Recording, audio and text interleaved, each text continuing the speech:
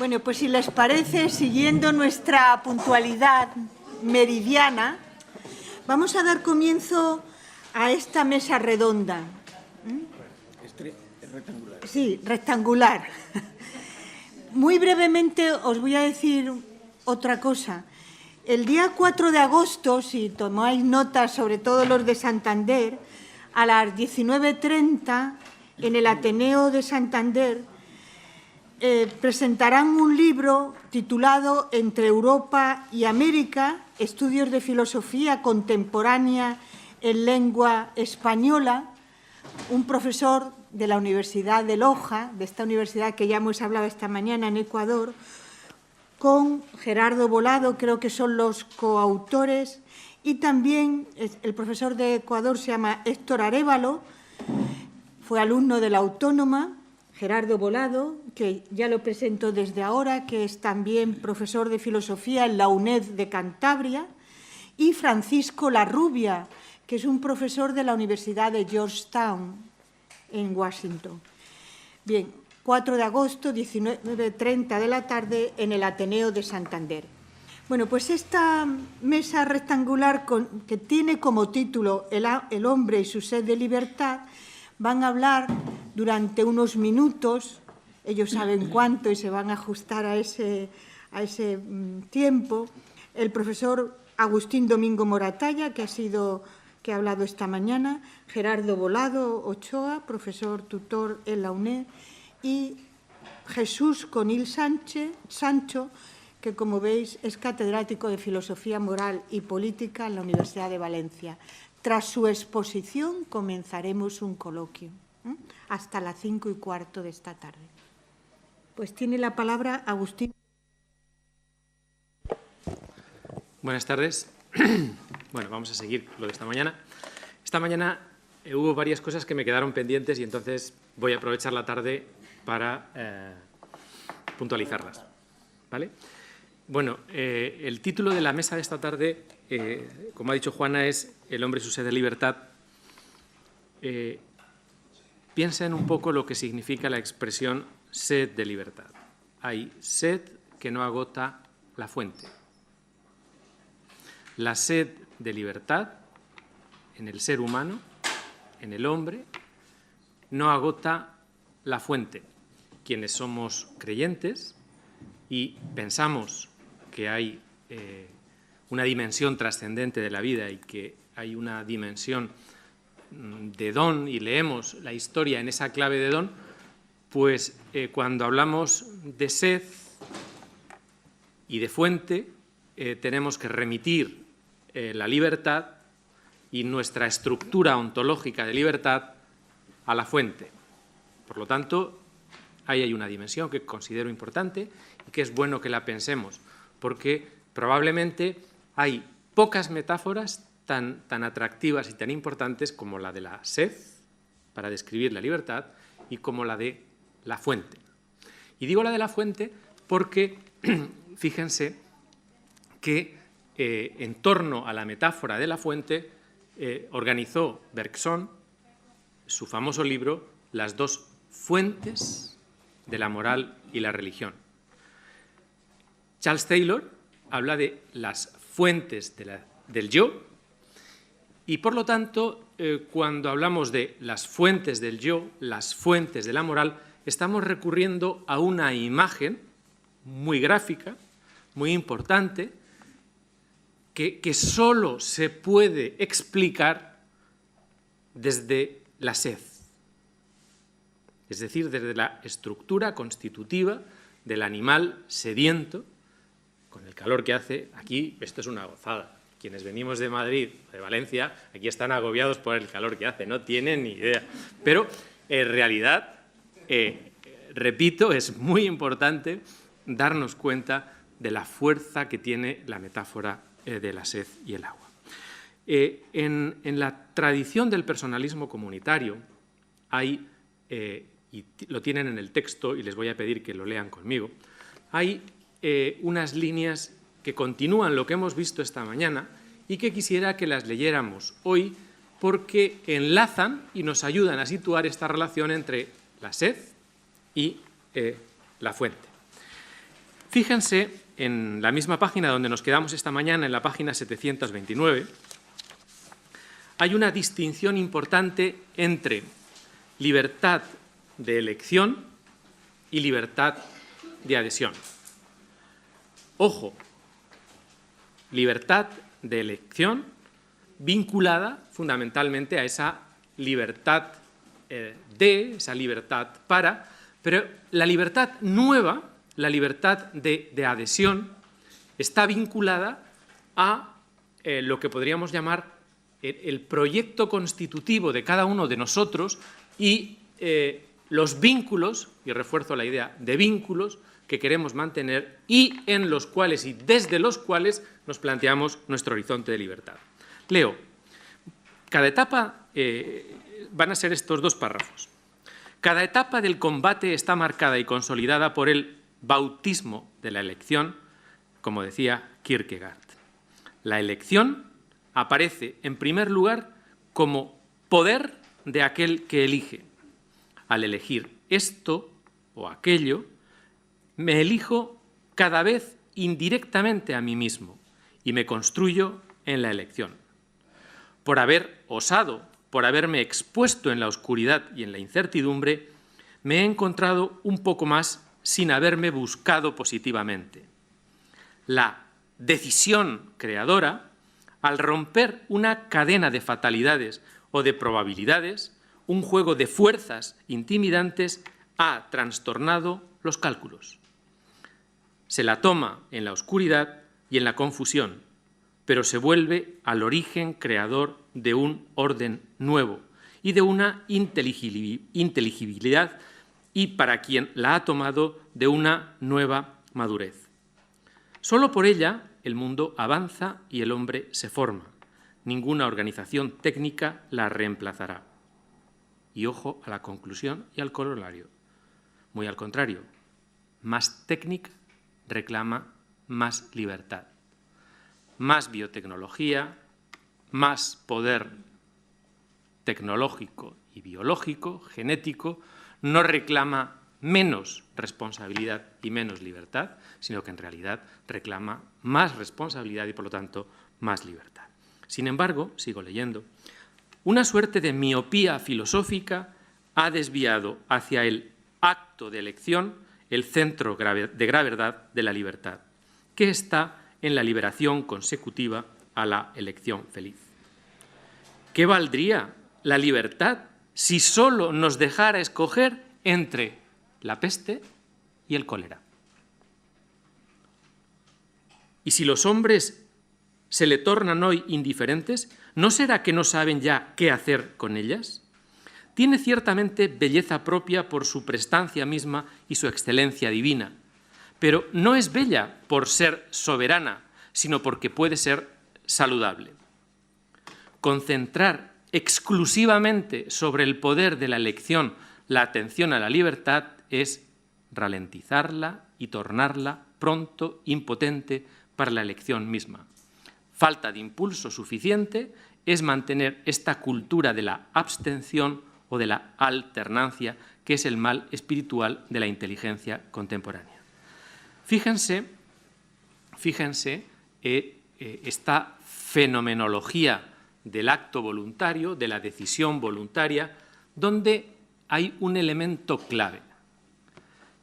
Tenemos que preguntarnos qué queremos, qué puede satisfacer nuestra propia sed antes de elegir A, B o C, por seguir con la metáfora de los supermercados.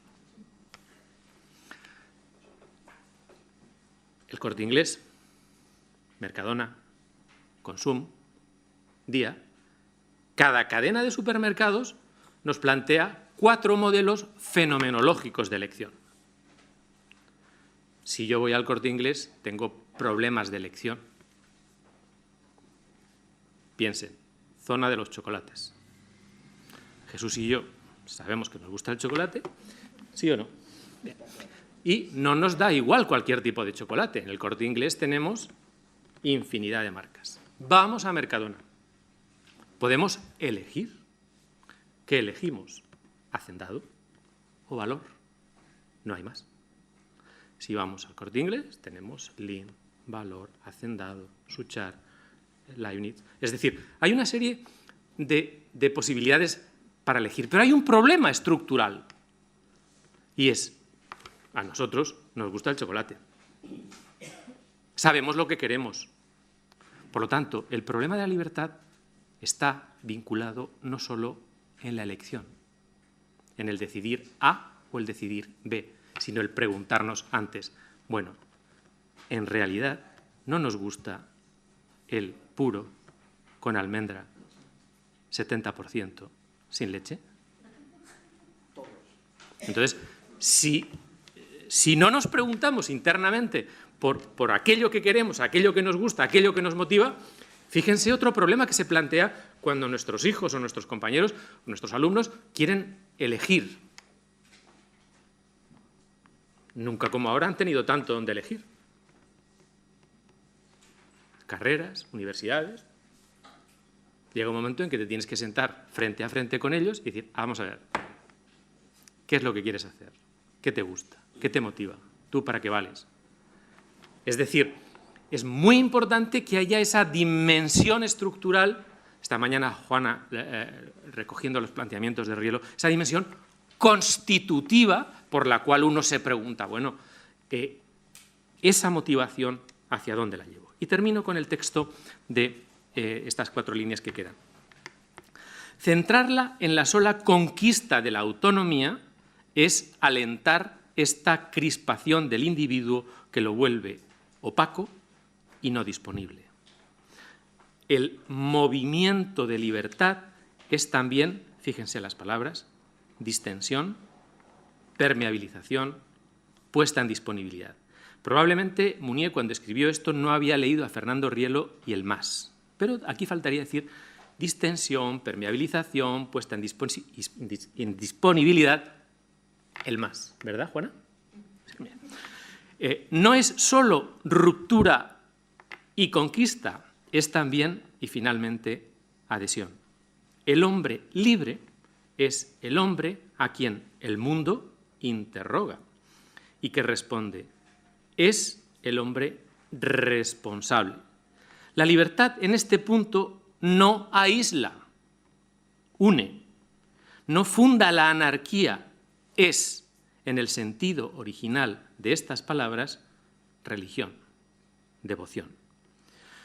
Ella no es el ser de la persona, sino la manera como la persona es todo lo que es, y lo es más plenamente que por necesidad. Pero henos aquí ya, con estas conclusiones, al borde de un nuevo paisaje esencial de la persona. Dejo aquí estas reflexiones, dejo aquí mis consideraciones y luego en el coloquio pues ya profundizamos en algunas cuestiones que aquí hayan aparecido y así no abuso del tiempo. ¿Te parece? Gracias. Bueno, buenas tardes. Yo voy a leer mi texto porque tenemos el tiempo tasado, pero antes de empezar querría agradecerle a Juana y a Ascensión, a la Fundación Rielo, por esta invitación. Yo soy historiador de la filosofía española y por esto pues, les voy a hablar desde este punto de vista. Espero que les interese mi reflexión. Eso sí, empezaré recordando que la existencia histórica es el hecho vivo de la libertad. Mi reflexión de historiador sobre este hecho inconcluso se ciñe a la pregunta cómo la sed de libertad política y de progreso histórico, que son característicos de la vida contemporánea, afectaron a la tradición cultural española, en especial a su filosofía. Como saben ustedes, la Ilustración francesa y las revoluciones liberales que la siguieron rompieron de manera abrupta con la tradición cultural del antiguo régimen en nombre de la libertad. Quedaron así contrapuestas monarquía y nación, Iglesia y católica y libertad, tradición y progreso, creencia y razón. A juicio de los ilustrados, las creaciones culturales que nos liberan de la naturaleza y nos hacen progresar históricamente suponen la libertad política y tienen su fundamento en la razón. por lo que desecharon la tradición preilustrada como un fruto obsoleto y estéril de la servidumbre política, verdadero obstáculo en sus ojos del progreso, y arrebataron a la teología y a la jerarquía eclesiástica el poder espiritual que pusieron en manos del saber y de sus gestores. Se abría para las naciones modernas de Europa un siglo XIX de luchas por la independencia política y por la construcción de la ciudadanía, así como de reapropiación de su tradición cultural en libertad. La insuficiencia de la ideología materialista ilustrada impuso además a las tradiciones culturales europeas, ahora libres, la gran tarea de reconstruir la razón como fundamento de la libertad. La tradición española, que perdió su capacidad de renovación en la primera mitad del siglo XVIII, se agostó y quedó interrumpida con la injerencia francesa en el periodo de entresiglos. Fracasados los repetidos intentos de reforma universitaria, la oposición y la crítica a la escolástica se generalizaron no solo entre los enciclopedistas, sino también y de manera creciente entre tradicionales reformistas. Y no surgió en el siglo de las luces ningún pensador español con una filosofía contemporánea propia que pusiera en marcha la correspondiente corriente o escuela filosófica, ni tuvieron éxito los intentos de promover la actualidad y continuidad de los filósofos españoles del Renacimiento, por ejemplo, la continuidad de Luis Vives. Por eso, los filósofos españoles contemporáneos, desde su primera generación, que nació en torno a 1810, por ejemplo, Donoso Cortés, o Martí de Isalá, o Balmes, o San del Río, se han visto sometidos a una especie de dialéctica invertida en la que las tendencias contemporáneas rupturistas que intentaban suplantar la tradición preilustrada mediante filosofías contemporáneas sufrieron la reacción de anticuerpos tradicionales que perseguían destruirlas, mientras las tendencias tradicionales revisionistas adaptaban corrientes actuales compatibles. La contemporaneidad siguió una tendencia receptora a la que respondió de manera reactiva la tradición, eliminando o asimilando formas foráneas vigentes a fin de restaurarse. Frente a la general tendencia de los contemporáneos, que intentaban establecer formas de Estado y de ciudadanía liberales basadas en la razón, la tendencia reactiva y restauradora de los tradicionales respondía a la inercia conservadora del Estado y la ciudadanía católicos, así como del poder espiritual teológico eclesial. En su ensayo sobre el catolicismo, el liberalismo y el socialismo de 1851, el tradicionalista Donoso Cortés defendió, frente al socialista Pierre-Joseph Proudhon, la reconstrucción de la ciudadanía católica sobre la base del orden teológico tradicional desde una visión providencialista de la historia. La alternativa a la ciudadanía católica era, a su juicio, la ciudadanía socialista, que apuesta por la soberanía popular y que es atea y satánica, o lo era a sus ojos. El liberalismo era indecisión, falta de principios, y tendría que optar más tarde o más temprano entre el catolicismo o el socialismo, pues es la libertad humana, infundada en sí misma y que tiene su auténtico fundamento en Dios, así pensaba Donoso Cortés, la que introduce el mal en la historia al alejarse del sumo bien divino. Donoso creía que los principios políticos son principios teológicos y que la verdadera razón es la teología católica. Pero no todo fue entre los tradicionales reducción de la filosofía cristiana a la teología. Se registraron intentos de reconstruirla desde la subjetividad, con cierta autonomía de la teología y con capacidad de fundar una ciudadanía católica, en especial Jaime Balmes, pero solo tuvieron acogida en los medios tradicionales católicos. En la década de los años 40 del siglo XIX, la recepción de los contemporáneos se orientó sobre todo al idealismo alemán, sobre todo hacia Hegel y hacia el discípulo de Schelling, Krause. San del Río desencadenó la primera dialéctica invertida del pensamiento español contemporáneo al lograr que su incorporación de la filosofía de ese idealista alemán, protestante y masón, no solo tuviera proyección en la docencia universitaria, sino trascendencia social, política y educativa. Este krausismo, que se extendió a las principales universidades españolas, con excepción de las catalanas, donde dominaba la escuela de Isalá y de Llorens, representó la defensa de la ciudadanía liberal sobre la base filosófica del racionalismo armónico y la consiguiente ruptura con la tradición española en general y en particular con la filosófica vinculadas al catolicismo. Sin embargo, la reconstrucción krausista de la razón se fraguó en formas filosóficas heteróclitas y un tanto anacrónicas, que no llegaron a desarrollarse como una corriente filosófica española contemporánea, a lo que contribuyeron, además, los ataques de las tendencias tradicionales reactivas, como el historicismo católico de Gumersindo Laverde y, sobre todo, el tomismo de Francisco Navarro Villoslada y de Juan Manuel Ortí y Lara.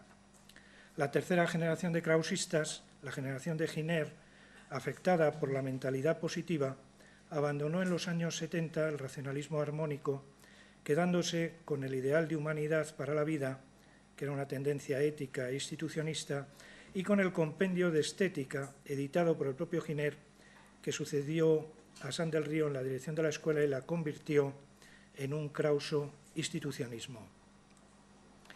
El influjo de las filosofías positivistas en el último cuarto del siglo XIX afectó no solo a las tendencias racionalistas que debatieron en el Ateneo sus consecuencias morales y políticas, sino también a las figuras tradicionales y a su confrontación con aquellas. La reacción católica, tendente a restaurar la tradición, se replanteó en los cauces historicistas de Menéndez Pelayo o en los términos tomistas del cardenal Ceferino González, Vidal Limón y otros que criticaban la filosofía perenne, que identificaban la filosofía perenne del doctor Angélico con nuestra filosofía tradicional por excelencia. Merced al reconocimiento otorgado al tomismo por el Papa León XIII en su encíclica Aeterni Patris, se promovió este tomismo que floreció en España en el periodo de entre siglos, donde se sucedieron varias generaciones de tomistas que alimentaron la red escolástica de la Iglesia en España. La segunda dialéctica invertida de los tiempos contemporáneos, con los defensores de la tradición, ya en el siglo XX, fue la reacción de la cultura nacional católica y su escolástica frente a los intelectuales del 98, en especial Unamuno, y frente al programa de modernización protagonizado por Ortega y Gasset y los miembros de su primera escuela, Morente, Zubiri y Gauss. Ortega y Gasset, que había rechazado todo proyecto de renovación histórica de la tradición, era plenamente consciente de que su programa rupturista de modernización pasaba por su adecuada incorporación en alguna tradición contemporánea desde la que crear una filosofía española actual. Formado en Marburgo, hizo suyo y de su escuela la gran tradición filosófica alemana que reaccionó contra el positivismo y desembocó en la fenomenología. Esta incorporación no fue una mera recepción académica y sucursalista, sino la reformulación de un vitalismo fenomenológico al servicio de la reconstrucción liberal de la ciudadanía. Ortega trabajaba desde los problemas de esa tradición alemana en el planteamiento y desarrollo de su vitalismo racionalista y simultáneamente en su formulación y difusión urgentes. Por eso la exposición en los cauces de la lección, el ensayo, incluso el artículo, le trajo un tanto el menosprecio de la escolástica. Además, no logró tematizar su planteamiento en la forma escolar del tratado.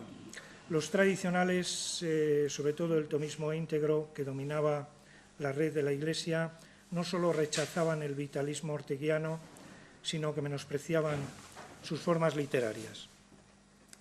La guerra civil desplazó de su lugar privilegiado en el centro de la institución filosófica a la escuela de Ortega, que se desmembró, pasando sus discípulos al exilio, al ámbito privado o a ocupar zonas periféricas, incluso marginales. Al acabar la Segunda Guerra Mundial, la facultad que la había contenido en su núcleo se convirtió en el centro de irradiación de la filosofía atomista que demandaba la cultura nacional católica imperante. La ciudadanía católica se impuso por decreto en la dictadura militar franquista. En los años del tardofranquismo, posteriores al Concilio Vaticano II, decisivos en la configuración de nuestra institución filosófica actual, la filosofía orteguiana fue eclipsada por las nuevas recepciones que alimentaron las tendencias hipercríticas o cientificistas de los profesores de filosofía más jóvenes. Todos cifraban el futuro de la filosofía en una subida de nivel histórico, merced al mejor conocimiento de la historia de la filosofía o a la recepción de últimas tendencias y escuelas. Desde los años 80, nuestra filosofía académica ha entrado en un impasse hermenéutico entre el formalismo analítico y la fragmentación posmoderna. Me parece, cuando menos sorprendente, que la sed contemporánea de libertad política y progreso convirtiera el curso de nuestra filosofía del periodo en una sucesión compleja de recepciones de corrientes o escuelas occidentales que, sometidas a la reacción de tendencias tradicionales, se han ido superponiendo unas a otras con el curso de las generaciones. Recepciones de pensamiento ajeno han sido todas las filosofías que han discurrido en español durante ese periodo sediento de libertad. Permítanme concluir esta reflexión histórica con su correspondiente consideración historiográfica. La contemporaneidad es libertad y progreso, a los que se debe, por consiguiente, el historiador de lo contemporáneo, pero sin tomarse demasiadas libertades, pues el historiador no es el señor del tiempo que reconstruye a voluntad el sentido histórico, sino más bien el servidor del mismo que pone de manifiesto el peso específico del pasado en las presentes tendencias de futuro. Los fundadores de la historia de la filosofía española fueron historicistas católicos, convencidos del valor permanente de la tradición preilustrada interrumpida y que intentaron restaurar el pasado filosófico realmente acontecido desde sus fuentes. Su legado se depositó en el plan de la historia de la filosofía de Bonilla San Martín, que Bonilla diseñó y desarrolló parcialmente en la Restauración, que fue completado hasta los siglos XVI y XVII por otros historiadores en el periodo nacional católico. Sin embargo, en la Edad de Plata de la cultura española quedó sepultada la tradición histórica que Menéndez Pelayo se había tomado la libertad de reinventar. El clauso institucionista Giner de los Ríos opuso a la filosofía oficial que acreditaban los documentos históricos la auténtica tradición del pensamiento español, perceptible en la naturaleza y en las artes, especialmente en la literatura libre de la censura oficial. Esta invención progresista de la tradición, de carácter estético, naturalista, cuasi mística, es un precedente de la visión vitalista de la intrahistoria que planteó Unamuno en su obra En torno al casticismo y de la aproximación contrafáctica que defendió Ortega frente a la tradición histórica en sus meditaciones del Quijote. Por otra parte, la historiografía de escuela propia de María Zambrano y de la tercera generación de discípulos de Ortega, Marías y Garagorri principalmente, se hizo eco de la idea de su maestro según la cual la filosofía española contemporánea habría comenzado con el 98 intelectual, en especial con Ganivet y Unamuno, y tendría en la escuela de Ortega y en el exilio la filosofía española actual. Los configuradores de la historia de la filosofía española en su última institucionalización, desde los años 60 del siglo pasado, son, a mi juicio, deudores de esa concepción de la tradición y de esa historiografía de escuela orteguiana. Aunque la docencia y la investigación de esa materia han sido un campo plural de estudios sobre el pensamiento español, de facto ha predominado una historiografía progresista centrada en la contemporaneidad que reduce la filosofía a la cultura concibe esta como ideología y la busca en todos sus ámbitos, en especial en nuestra literatura de ideas. Así, la historia de la filosofía española se ha institucionalizado de manera dislocada de la historia de la filosofía sin más y un tanto devaluada con respecto a la misma. Tal vez esta historiografía se ha tomado demasiadas libertades frente a la filosofía española. Una tradición filosófica ni se encuentra ni se puede construir desde la literatura, y frente al hecho paradójico de que parece haberse convertido en un pensamiento ajeno. ¿Cómo va a ser libre una sociedad vieja que carece de tradiciones filosóficas contemporáneas? ¿Cómo podrá ésta reconstruirlas sin conectarlas con su propia vida histórica? Les confieso que como historiador de la filosofía española estoy sediento de tradiciones de filosofía en español capaces de cimentar nuestra ciudadanía libre en el mundo global.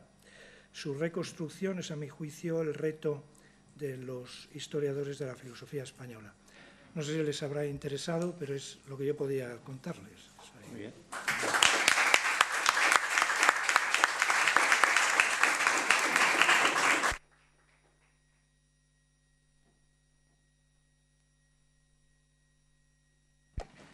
Buenas tardes. Quiero comenzar agradeciendo la oportunidad de estar con todos ustedes, con todos vosotros, a esta Fundación Rielo, muy querida, y a personas muy concretas, a Juana y Ascensión, amigas, y a la propia institución con la que me siento compartir este sentido de humanidades, de metafísica, de apertura experiencial mística, en esta segunda edición de la Escuela de Humanidades, Metafísica y Mística. Creo que es una oportunidad para que pensemos juntos sobre este tema, en el que hemos escuchado, en primer lugar, a Agustín Domingo con su exposición de esta mañana y ahora la perspectiva del tema que nos ocupa de la libertad a través de la historia reciente del pensamiento español. Y por mi parte, respondiendo a la pregunta de la mesa, más que pregunta al tema, pero es una pregunta, por lo menos lo voy a formular en forma de pregunta, el hombre y la sed de libertad. Vamos a ver si pensamos juntos un poco y que sirva también, como comentábamos también al entrar, que sirva como prolongación de coloquio de las conferencias que hemos tenido esta mañana. Por lo tanto, mi cuestionamiento tiene ese sentido, el de que nos sirva para intercambiar, ya que no ha habido coloquio, las visiones de unos y de otros. Mi pregunta es, ¿de verdad tenemos sed y hambre de libertad? Parece que sea una cosa clara. Sí, pues no, a lo mejor no, no lo sé. No lo veo tan claro. Y voy a hacer un par de reflexiones en 3 líneas que tienen carácter histórico, por un lado, pero también sistemático en cuanto que tienen que ver con nuestra constitución como seres humanos. ¿Cómo se ha configurado la constitución del ser humano? ¿De verdad siempre ha habido un aprecio tan claro y se ha sentido como una necesidad eso de ser libre? Pensemos. Nosotros que somos tan aficionados a la interculturalidad, ¿verdad? Pues no hace falta ir más que a la interculturalidad griega clásica que ha salido esta mañana. En el modelo clásico griego que perdura hasta la actualidad, porque las tradiciones no se acaban, las tradiciones tendrán mayor o menor fuerza, pero están ahí, son como fuerzas latentes que a veces suben y a veces bajan.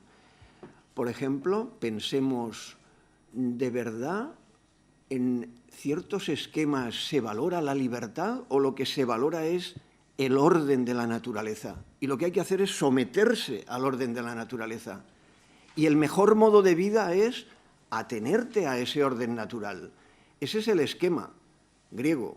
Homologumenus tefisei tsen. No por pedantería, sino vivir, es que está tan bien formulado, vivir de acuerdo, homologado al orden natural. Eso es lo que quería cierto tipo de ser humano. Todavía hoy tenemos posiciones de ese tipo. Hoy hay gentes que, según un orden natural, tal como ellos lo entienden, quieren vivir, incluso alimentarse según un orden natural, naturista.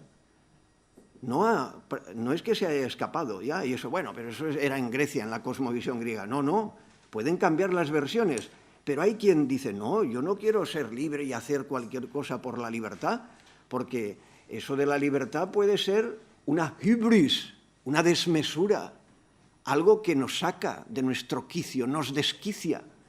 Y tanto antiguamente como contemporáneamente hay gente que piensa que el orden de la naturaleza es más seguro. Esto vale en el orden metafísico, en el orden cosmológico, vale en el orden de la ordenación total de nuestra vida, pero también en el orden político. ¿De verdad siempre ha sido preferible el tener un sentido de libertad y de libertad individual, o lo importante era obedecer? Pongamos otra vertiente. No, lo importante es la obediencia. Y la obediencia además daba seguridad. Ahora nos chirría. Pero pensemos, quitemos nuestras cadenas de las que vivimos nosotros de modo inmediato. Y pensemos seriamente. ¿Y cuántas veces uno prefiere no tener responsabilidades y decir, bueno, más vale seguir lo que me digan porque así no me equivoco? Así yo sigo el orden. Sí, luego cuando es lo que a ti te da la gana te puede fastidiar, pero es porque somos hijos de nuestro tiempo. Pero tanto en el orden profundo, cosmológico, como en el orden político-social, no siempre ha habido una prevalencia de la libertad. Y nosotros nos lo podemos aplicar a nosotros mismos, porque esa manera de entender la vida perdura en formas diversas también en la actualidad o en muchas de nuestras tendencias, en muchos de nuestros momentos, en muchas de nuestras perspectivas, en muchas facetas de la vida. Lo que pasa es que nosotros, como también se ha dicho antes, el modelo de supermercado es vital. Es decir, a ratos queremos ser antiguos, a ratos queremos ser modernos, depende, ¿verdad? Pero bueno, eso es propio de nuestra época. Es decir, primera línea de cuestión y de interrogante. ¿De verdad queremos ser libres como el valor fundamental y prioritario? ¿O eso es un producto histórico? También. Es decir, en un momento determinado hay diversas fuentes que nos han hecho pensar que la libertad es mejor, más importante, más valioso que el orden cósmico, que el orden natural o que el orden del sometimiento a la colectividad. Fuentes de esa visión, pues ha habido varias. Unas son de tipo religioso y otras de tipo laico, de tipo filosófico y científico. Por ejemplo, en el orden filosófico, en la propia Grecia, por ejemplo, Sócrates, supongamos, pasa como una figura de libertad, que habría que estudiarla más en concreto, o Antígona, que esta mañana se ha nombrado. Son momentos, pero se salen de la fila. No es lo prioritario, pero hay atisbos, antenas, que valoran eso que luego se convertirá en tradición por otras fuentes y será reforzado. O, por ejemplo, Jesús de Nazaret, en la vertiente religiosa. Es una persona como Sócrates, curiosamente, que los dos han sido tratados en este punto como ejemplares, o Antígona, también, que la hemos nombrado, que se salen de la fila y ejercen una función de libertad por razones diversas. ¿Por qué? Hay una pregunta clave. Porque vivían ante un foro diferente del habitual. ¿Ante quiénes vivían Sócrates? ¿Ante quién daban razón de su vida Sócrates, Antígona o Jesús de Nazaret? Esta es una pregunta que nosotros todavía hoy nos tenemos que hacer. ¿Ante quién vivo? ¿Ante qué foro? ¿Cuál es mi audiencia prioritaria y primordial? Porque depende de cómo contestemos a esa pregunta, valoraremos o no una figura de la libertad determinada. Entonces hay fuentes diversas para la irrupción y el motor de la libertad como primer valor. Fuentes filosóficas, laicas o científicas también. Es decir, la ciencia, y la ciencia antigua ya, y la ciencia moderna, cada cual según sus momentos históricos determinados. Simplemente hago apuntes y preguntas, si acaso luego en el coloquio podemos matizar más, es un ejercicio de libertad. Precisamente la ciencia es un modo de pensar igual que la filosofía moderna, que tiene un sentido, y además autointeligido así, crítico, de discernimiento. El pensamiento crítico es aquel que quiere discernir, que no quiere seguir el mero orden de la naturaleza que le viene dado, ni el mero orden social que le viene dado. Y entonces se pregunta, ¿pero yo lo quiero o no lo quiero? ¿Me convence o no me convence?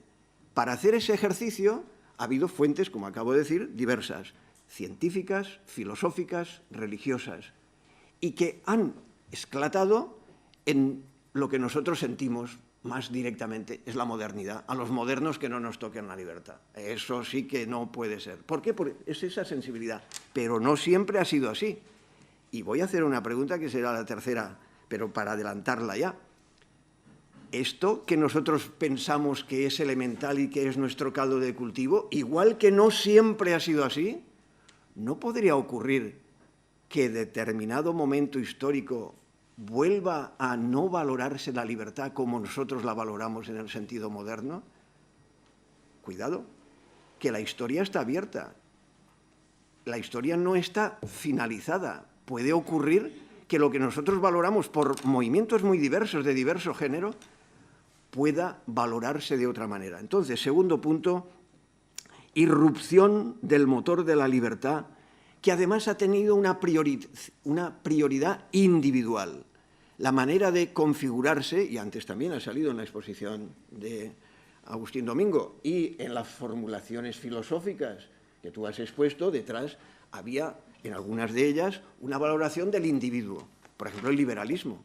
El liberalismo era progresista en un momento determinado, pero si a algunos ahora les preguntaran, para que vean las diferencias históricas, a algunos les preguntan ahora si el liberalismo es progresista, por los modos de metáforas que se utilizan en los medios de comunicación, a algunos les parecería que es reaccionario, ¿verdad?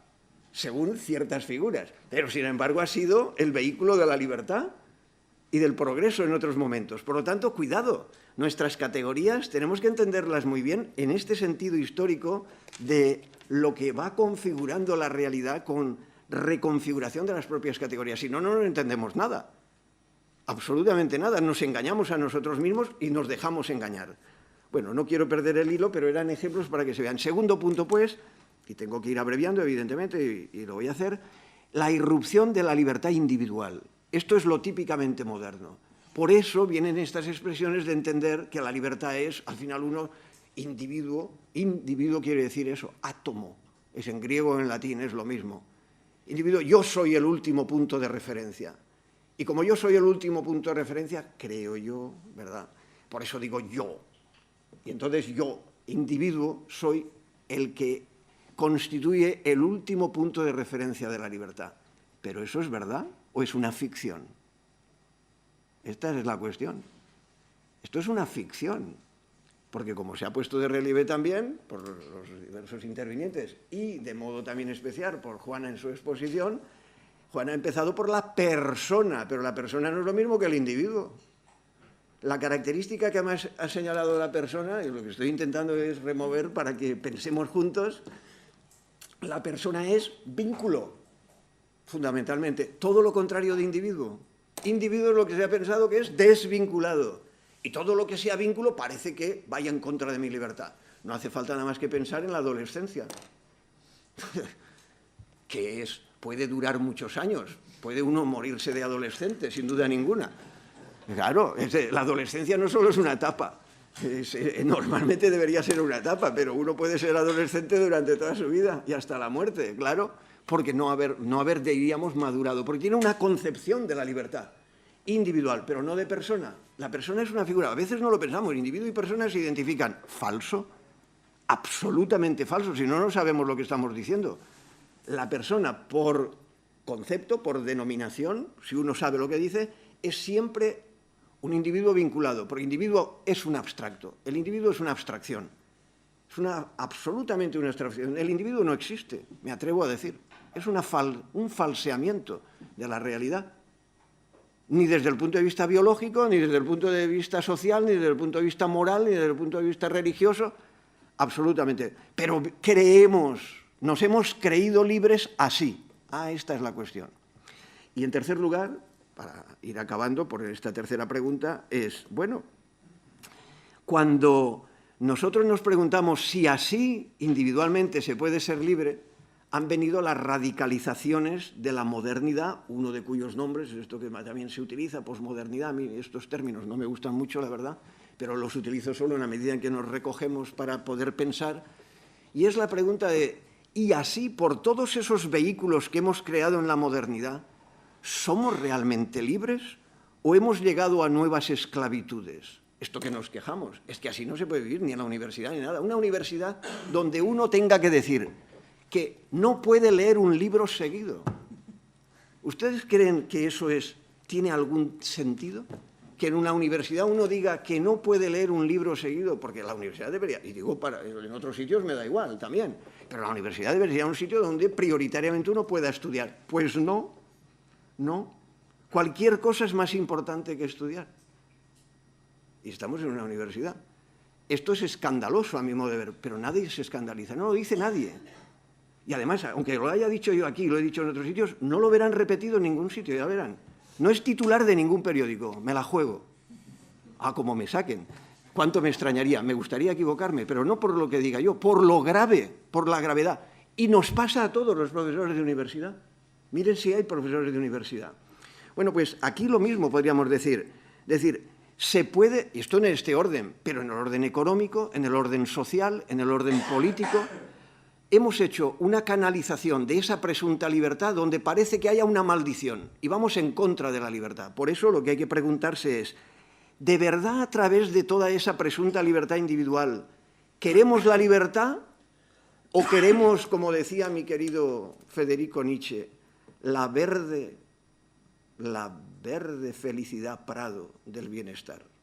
Si nos dan a elegir de verdad entre libertad, por ejemplo, la libertad por la que se jugaron la vida Sócrates o Jesús de Nazaret y el bienestar de nuestras sociedades, ¿qué elegiríamos? De verdad, no hace falta que me contesten como en el caso de Agustín, yo no quiero que me contesten, quiero que nos contestemos en nuestro corazón, de verdad, y que nos hagamos la pregunta muy en serio, porque ahí es donde estará la respuesta a esa sed o hambre de libertad o de bienestar en nuestras sociedades. Antes, y con esto acabo, antes de que nosotros sintiéramos, también esto es muy incorrecto lo que voy a decir, porque claro, la gente que lo sufre, pues lo sufre de otra manera, pero si profundizamos, radicalizamos la pregunta, antes de tener nosotros o de estar afectados directamente por nuestra crisis, ¿no había ninguna crisis? ¿No había ninguna en el mundo? ¿No teníamos sensibilidad para la justicia? Cuando a nosotros nos hemos visto afectados. Entonces no lo podemos soportar. ¿Queremos de verdad la libertad o queremos el bienestar? Gracias.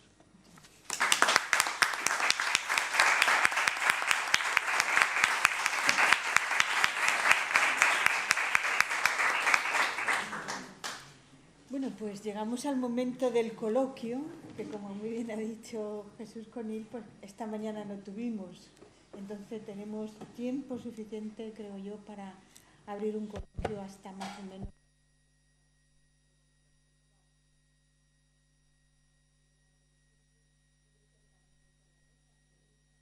Empezar desde vosotros a la mesa en cualquier orden.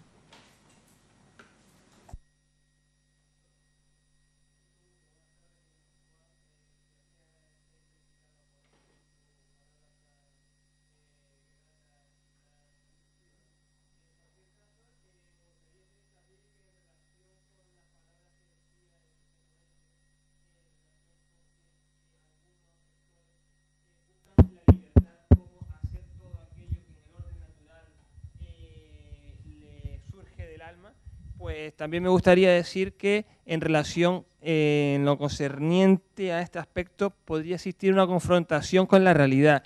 La realidad es que el legislador, cuando regula la libertad del ser humano, lo que causa es la restricción de esa libertad, poniendo límites y estableciendo los cauces a través de los cuales puede el ser humano ejercitar sus capacidades y sus libertades fundamentales. En este sentido, pues tampoco veo tan descabellada la idea que buscan algunos seres humanos de vivir la libertad conforme al orden natural de las cosas. Si bien es cierto que la misma sociedad y el grupo social lo que permiten es que todas las personas logren el desarrollo pleno e integral de todas las dimensiones de su personalidad, sin aquellas antiguas limitaciones propias de las sociedades tribales, en las cuales solamente los individuos más fuertes o mejor relacionados o con mejores medios para imponer su voluntad podrían superponerse frente a los demás y sobrevivir.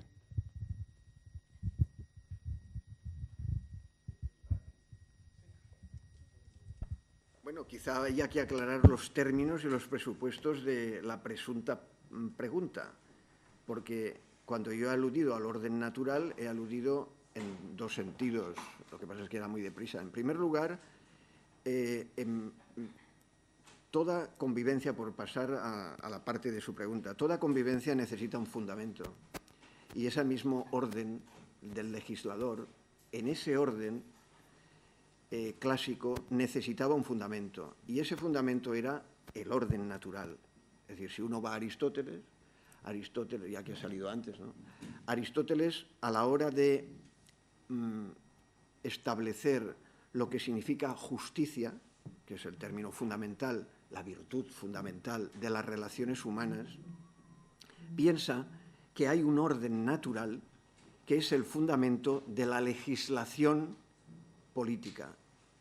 Por lo tanto, el primer sentido al que yo he aludido implícitamente, lo que estaba unido, es este. Es decir, cuando alguien quiere ser libre, el mejor modo para saber lo que es ser libre no es nuestra noción moderna de libertad, sino un orden que es previo y que te viene dado, que es el orden de la naturaleza. E incluso el legislador tiene como límite de esa legislación el orden natural. Este es el primer sentido de los que yo he utilizado. Lo digo por si así se matiza un poco lo que quería preguntar. Y en segundo lugar, evidentemente, los diversos órdenes que usted ha dicho que podían ser mejoradores de los tipos de vida, no se ha hecho solo teniendo en cuenta el orden natural con esta fundamentación que yo acabo de decir, sino también con las innovaciones a lo largo de la historia. Por ejemplo, la tecnología, por poner un ejemplo que también ha salido esta mañana, por ir correlacionando cosas y no perdernos.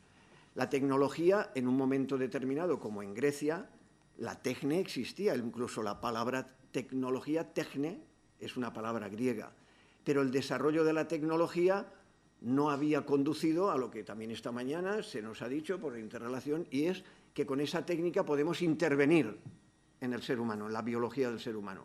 Eso no se les había ocurrido ni podían por el poder que tenían. Entonces, las legislaciones tienen que ir cambiando y entonces en ese, ahora se ve la aplicación, para poder establecer una legislación acorde con el desarrollo de la tecnología, no basta el orden natural. Este es un tema importante, incluso en el medio en el que estamos, incluso por las relaciones con las interpretaciones dentro de la Iglesia Católica, ya que estamos también en un medio donde este punto es relevante. Pero es insuficiente, porque por primera vez, desde principios del siglo XIX por un lado y desde mediados del siglo XX por otra, el orden natural no es el único orden que podemos tener como criterio y fuente de la legislación. Este es un problema muy grave de nuestras sociedades. Entonces tendríamos una segunda línea de reflexión ante su pregunta. Por supuesto, se necesitan nuevas fuentes de esa legislación para poder vivir mejor y que se establezcan los límites de la actuación de los ciudadanos, que no solo tienen como fundamento el orden natural. No sé si le he aclarado los dos puntos de vista. Sí, muchas gracias. Es una pregunta muy importante, claro, porque ya ve que tiene por lo menos estos dos. Yo lo había enfocado más bien por aquellos sectores sociales que aman la anarquía. Las personas que aman la anarquía sería una expresión de la libertad absoluta conforme a la naturaleza de las cosas. El legislador lo que ha hecho es restringir, en cierto modo, la voluntad humana. Todo el nivel de autodeterminación, de autonomía para la vida, todas las aspiraciones humanas se encuentran muy limitaditas, en cierto modo, por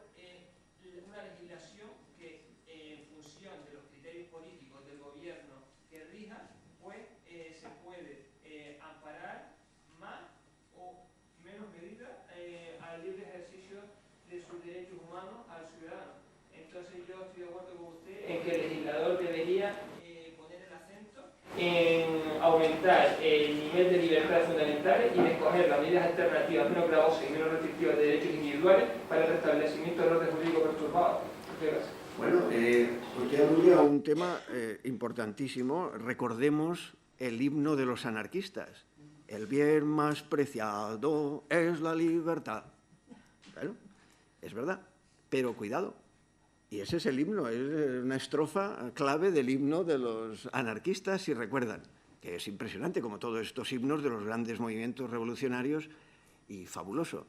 Pero, ¿de verdad se puede convivir en un régimen de anarquía sin arjé? ¿Por qué confiaban los anarquistas en el principio de la anarquía, el arjé? Por algo que usted ha nombrado, porque creían que no había ningún modo de imposición por parte del Estado de un régimen jurídico que pudiera mejorar el orden espontáneo. El orden espontáneo era, por su propia naturaleza, algo que sería fabuloso. Por eso el anarquismo teórico es fabuloso, porque es el orden de la colaboración y la mutua ayuda. El anarquismo radical más revolucionario es aquel que confía en que no hace falta el Estado, por eso son los críticos del Estado. ¿Y quién da las leyes? ¿Quién tiene el poder, la legitimidad para dar leyes? El Estado. Pero el anarquista puro dice, no, ese es un poder contra el que hay que ir, porque el principio es, en vez de ese poder, que emerja el único poder más sano de todos, el no principio del Estado, sino la espontaneidad. Claro, eso es muy bonito, pero de verdad eso es muy bonito, y yo me apunto a eso, sí, claro, porque es genial, pero ¿es verdad luego fácticamente o eso es un principio, como antes comentamos, contrafáctico? Más que la realidad es que la realidad no se rige por ese principio. Ojalá fuera así, y desde ese sentido, el principio del anarjé, del no principio, sino de la espontaneidad, de la colaboración y la mutua ayuda, el apoyo mutuo, eso sería fabuloso. Pero como no es así, o no hemos visto que no es así, sino que el pez grande se come al chico, etc., entonces ha surgido, es una de las razones de la legitimidad del Estado, por la que el Estado tiene que poner, hemos creído, unos márgenes que den el máximo, tienen que imponer unas coerciones, un marco en el que podamos vivir, porque de lo contrario el que tiene más poder se come al que tiene menos poder. Pero son preguntas metafísicas, de metafísica política. Agradecerles la profundidad y la variedad de las exposiciones. Estoy de acuerdo con usted, profesor Conill. El problema de la libertad en la filosofía antigua creo que ni siquiera se planteaba. La libertad es una novedad que aparece con el cristianismo, a mi modo de ver, sobre el libre albedrío, San Agustín. Su referencia a las escuelas morales helenísticas, estoicos, epicúreos, cínicos, y la vida conforme a la naturaleza. En eso estoy de acuerdo con usted. Y al profesor Agustín Domingo Moratalla, dos preguntas que me han quedado en el aire en su exposición de esta mañana. Emotivismo es un término concreto, en filosofía es una categoría moral, que como usted sabe muy bien, mucho mejor que yo, parte del descubrimiento de David Hume de la falacia naturalista y por lo tanto desliga la moral de la ontología. No puede haber un ser moral porque del ser no se sigue el deber ser. Por lo tanto, cuando hablamos de emotivismo en unos términos tan genéricos como usted ha hecho, yo creo que hay que precisar a qué emotivismo. El concepto de libertad también es un concepto muy amplio. El liberalismo clásico, John Stuart Mill, sobre la libertad, empieza diciendo en este tratado no vamos a hablar sobre el libre albedrío, vamos a hablar sobre la libertad política. Luego, creo que también al hablar de libertad es importante concretar, acotar campos. Y una tercera pregunta, no sé si las preguntas son demasiado, pero bueno, vamos a por la tercera. Autonomía en sentido kantiano, comunitarismo. yo he leído a Taylor, yo he leído a MacIntyre. ¿Cómo se puede casar?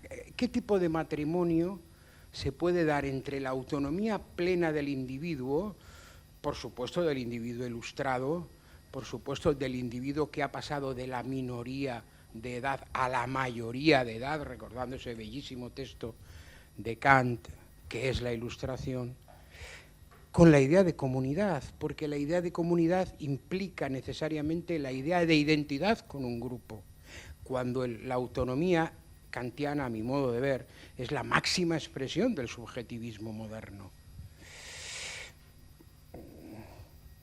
Preguntas, simplemente.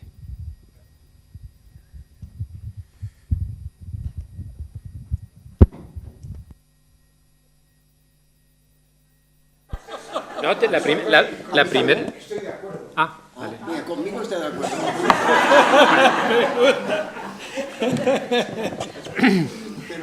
Pero si Tranquilo, tranquilo que te repartiré juego. Te repartiré juego.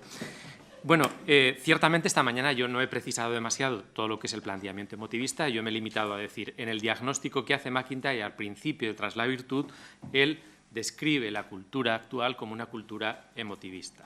Bien, sin entrar a profundizar lo que él matiza por emotivismo, en realidad está diciendo hay un olvido de las raíces, son tradiciones inconmensurables y, por lo tanto, es como si estuviera denunciando la cultura contemporánea en tanto que superficial, en tanto que vinculada a puras emociones, no a argumentos, razones o tradiciones, de tal forma que acabamos siendo pasto de los últimos titulares de prensa y, por lo tanto, de el último que nos haya persuadido o el último editorial del periódico que hayamos leído esa mañana. Emotivismo, al menos ahí cabe entenderse en esa clave. Ciertamente, en el planteamiento de Hume hay una diferencia con respecto a lo que sería el planteamiento emotivista que hace MacIntyre y lo que sería la tradición emotivista de Hume.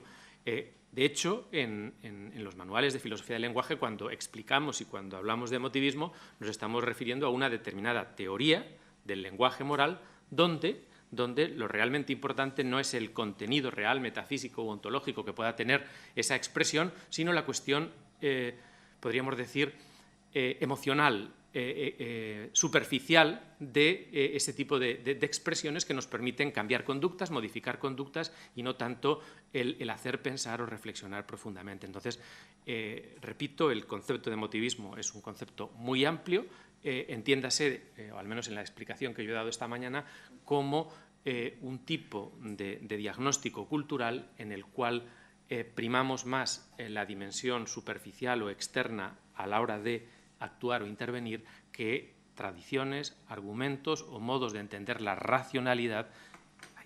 En segundo lugar, la distinción entre libertad, cuando habla de Stuart Mill y todo lo que es en la tradición utilitarista y en la tradición liberal, la distinción entre libertad, la libertad y libertad política o las libertades, yo precisamente en el texto que hemos leído y el texto que yo les he dejado de Manuel Munier, precisamente plantea esa distinción, es decir, si no hubiera pasión por la libertad, no tendríamos las libertades. Recuerden, Václav Havel, si él no hubiera sufrido en sus carnes la cárcel, lo digo por coger otro personaje de hace 2 días, si no hubiera sufrido ese límite estructural de las libertades, en realidad hoy, podríamos decir, el contexto sociopolítico sería distinto. Es decir, nos encontramos que la historia la mueve esa tensión entre el deseo de libertad, la fuente de la libertad, y el hecho de que hay unas libertades con minúsculas que no son baladís.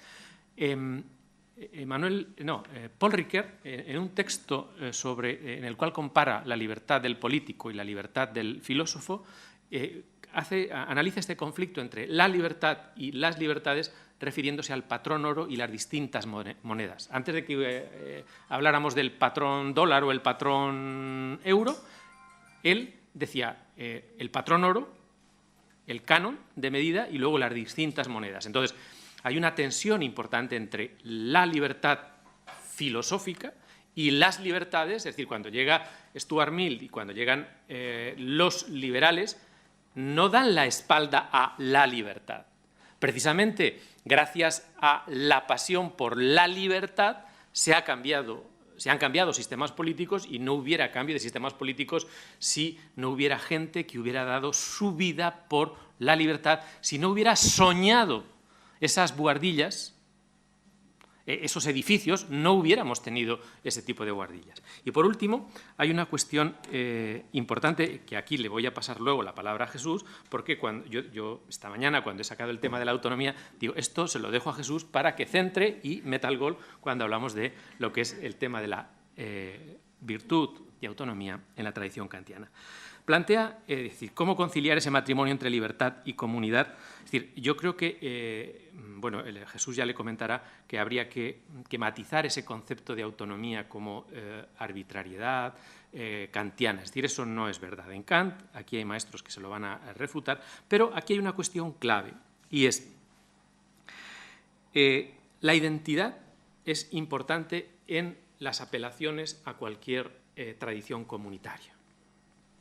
Ahora bien, la identidad se dice de muchas formas. Si yo le preguntara cuál es su identidad, usted tendría que distinguir entre lo que es decir, cuando decimos yo soy el mismo, pero no soy lo mismo que antes. ¿Se acuerda usted de cuando hizo la mili? ¿Es el mismo usted, sí o no? Pero no es lo mismo. Si nosotros vemos la foto de cuando éramos militares, bueno, en la época aquella prehistórica en la cual uno ve su foto de comunión, ve el servicio militar, ve cuando entra en la universidad, ve la orla y dice, ¿pero soy yo acaso el mismo? Tú dices, entonces, ojo, porque cuando hablamos de identidad de comunidades históricas, culturales, y en la historia del pensamiento español, yo creo que el profesor Velado lo ha dejado muy claro, en el sentido de que hay pluralidad, hay varias raíces, no está claro qué se entiende por filosofía española, si es literatura, historia de las ideas, pensamiento español en general. Es decir, hay un tema muy importante. Pues bien, cuando hablamos de comunidad y hablamos de identidad, cuando yo me identifico, vamos a suponer, con el catolicismo jesuítico post-vaticanista del Vaticano II, yo no estoy diciendo foto fija de quién soy yo en un determinado momento.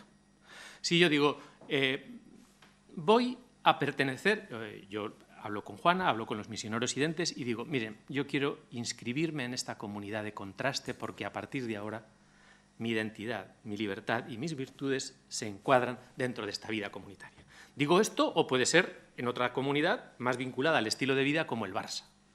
Hay gente que ha nacido ya en el Barça, pero otros no han nacido siendo del Barça.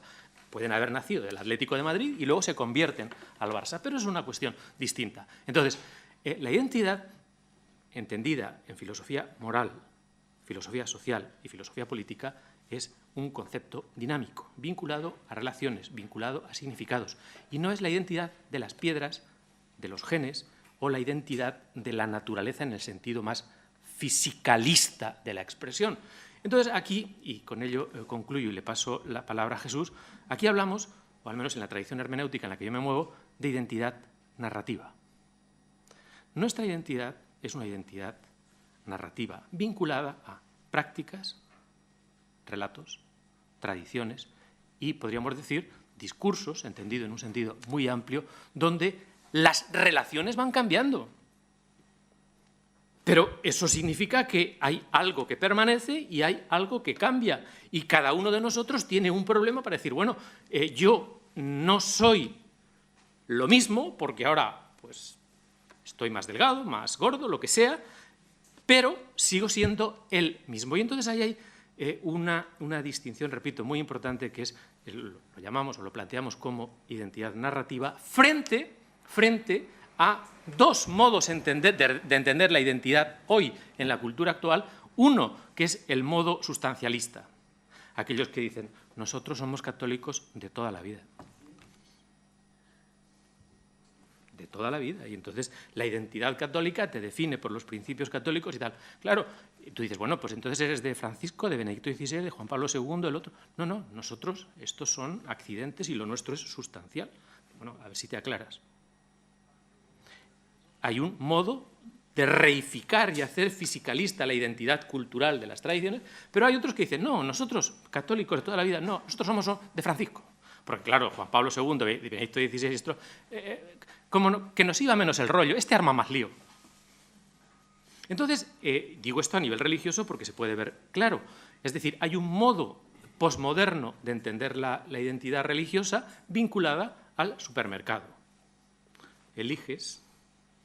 Y hay otro modo de entender la identidad religiosa o sociocultural vinculada a los museos, a las piedras, a las pinturas, cuando hoy precisamente a la hora de plantear las piedras, los museos y la estructura cultural, precisamente se intenta plantear como centros de interpretación.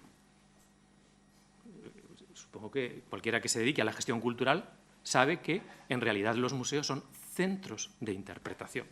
¿Por qué? Pues porque la interpretación es la categoría hermenéutica fundamental en virtud de la cual reconstruimos y repensamos diariamente, epocalmente, nuestra identidad. Y, repito, identidad narrativa frente a identidad posmoderna que disuelve las identidades y frente a lo que sería identidad fisicalista o sustancial. Y para concluir y para que usted vea cómo el planteamiento kantiano de autonomía no es simple arbitrariedad y tal, yo creo que Jesús tiene unas cuantas palabras que decirle. No voy a negarme. Vamos a ver, esta es una pregunta que se nota que es de un profesor de filosofía también, y no pasa nada, pero una pregunta profunda, como se ha visto, y yo voy a intervenir solo en la medida que, como dice Agustín, puede ayudar a ver si he entendido bien ese lado de la pregunta entre lo que es la autonomía subjetiva, que has utilizado el término subjetivo, individual, subjetiva, de corte kantiano, y luego cómo es eso compatible con el sentido comunitario en las comunidades.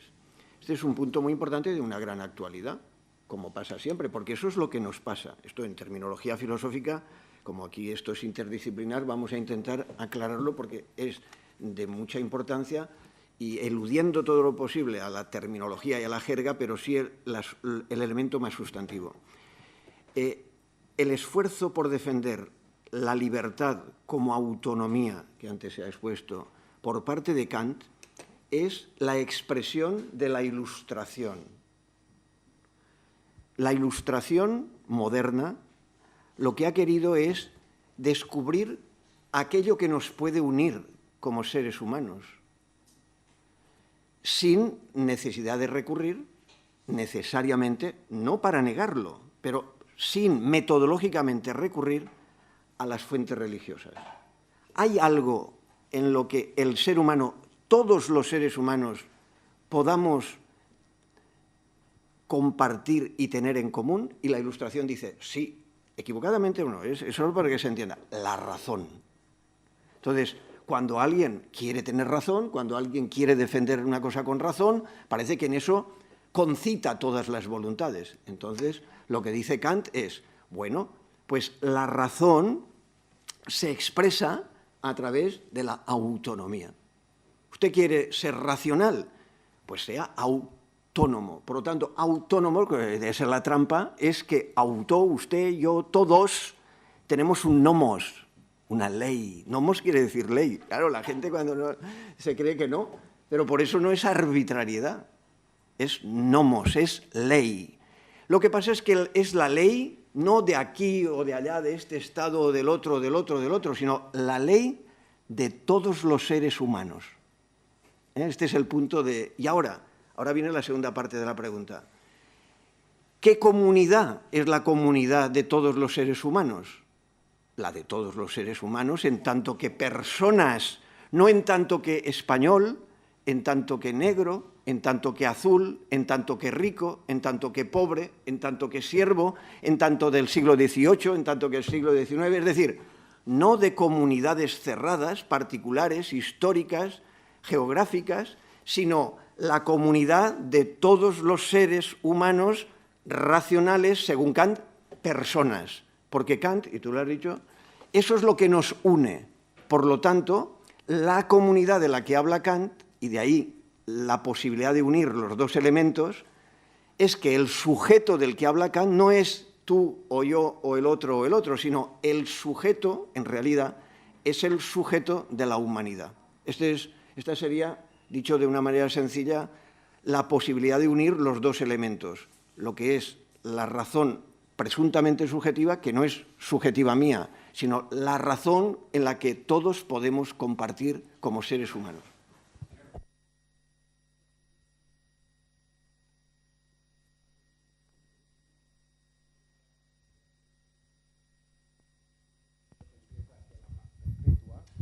Que sería, desde mi modesta opinión, la cristalización política de esa idea de autonomía, no vamos a hablar de comunidades en el caso de Kant. Lo que vamos a hablar es de cosmopolitismo. Y volviendo a los estoicos, yo soy ciudadano del mundo. Por lo tanto, yo no veo ese nexo de unión, profesor Conill. Y de ahí, digamos, mis problemas filosóficos a la hora de establecer ese matrimonio. Y por eso surge la pregunta. No es la primera vez que me surge esa pregunta, porque de hecho hacia la paz perpetua es un planteamiento cosmopolita. Yo soy ciudadano del mundo, soy cosmopolites. Por lo tanto, no pertenezco a ninguna comunidad, pertenezco a la humanidad. Esa es la cuestión. ¿Perteneces? Así leo yo, esa es mi lectura de Kant. No, es que Kant no es que niega, cuidado porque este punto sí que es muy importante. Kant lo que hace es abrir una nueva perspectiva. Sí, por supuesto. Recogiendo la noción de ciudadanos del mundo, que eso es lo que quiere decir cosmopolita. Sí, sí. Y entonces lo que te quiere decir es que el verdadero sentido ilustrado es no estar cerrado, cuidado, no para negarlo, porque él no puede negar lo que es fácticamente. Tú naces en un sitio determinado. Bueno, te nacen como me nacieron, nos nacen. Ni siquiera lo hemos decidido nosotros, no hemos decidido venir a este mundo y mucho menos nos han preguntado si nacer en Santander, que unos tienen la suerte y otros pues nos hemos decidido en Catamarruc. Entonces, es decir, sin perder el hilo, cuidado, Kant lo que te quiere decir es que las comunidades fácticas no son nuestro único horizonte. Entonces, cuando tú lees La paz perpetua, lo que está haciendo Kant como ilustrado es abrir, pero no negar de dónde nosotros procedemos. Y entonces sí que viene la articulación, porque la razón es capaz de abrirse a la universalización. Este es el único término que antes lo he aludido, no lo he evitado, pero ahora hace falta. Es decir, la cosmopoliticidad, el ser ciudadano del mundo, quiere decir que tú te abres a la universalidad, no a la particularidad. A la particularidad no hace falta ni que te abras, estás en ella.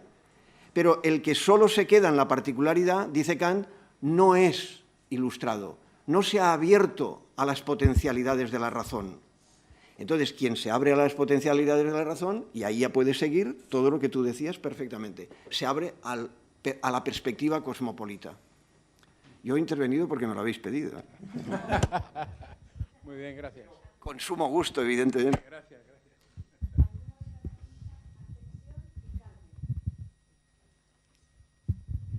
Bueno, esta es una pregunta para Gerardo, porque es que me he sentido muy impelida a hacerla, porque ya sabes que nosotros en la Fundación tenemos desde hace tiempo una colección de pensamiento, ¿no?, de filosofía, y nuestro primer libro fue ¿Existe una filosofía española?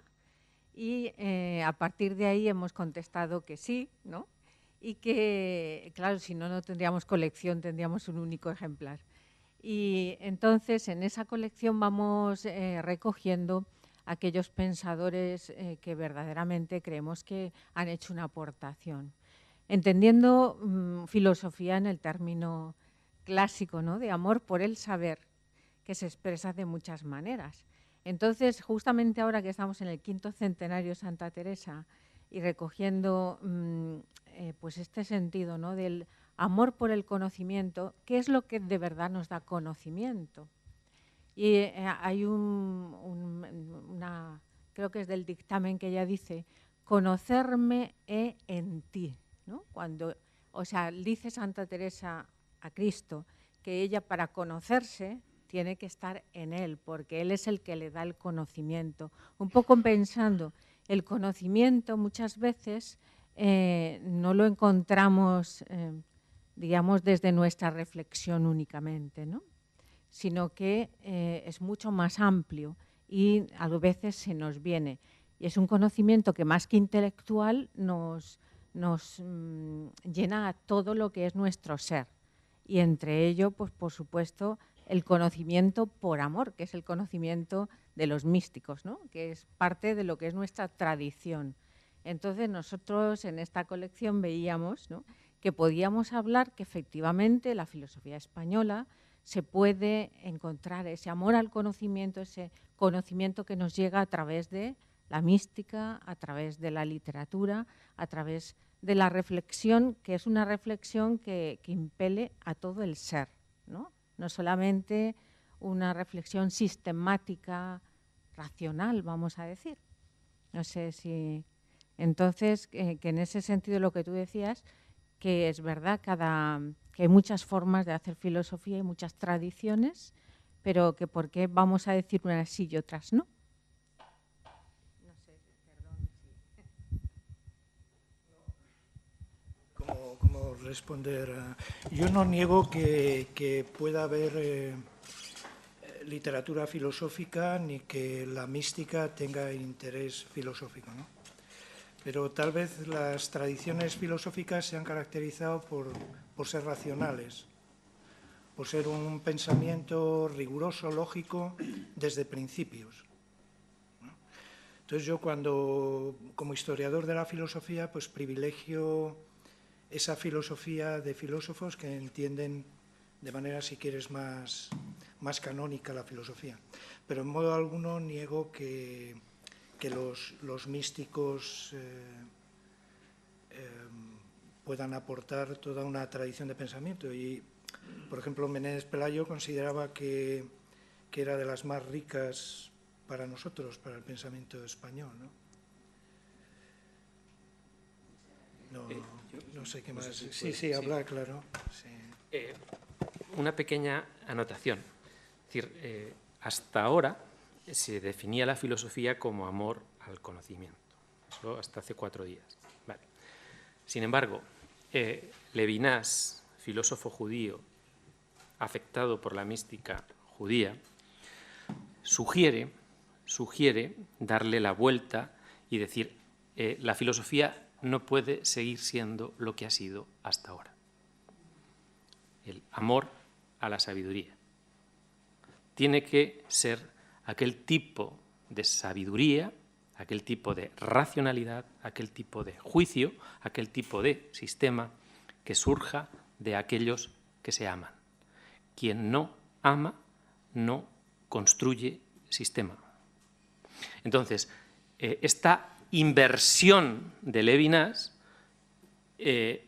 hunde sus raíces en una tradición muy interesante, muy bonita, que nos permite hablar, incluso reconstruir la historia del pensamiento español muchas veces, en clave de, y la expresión es de Zambrano, la condición samaritana del pensamiento o la filosofía española. ¿Vale?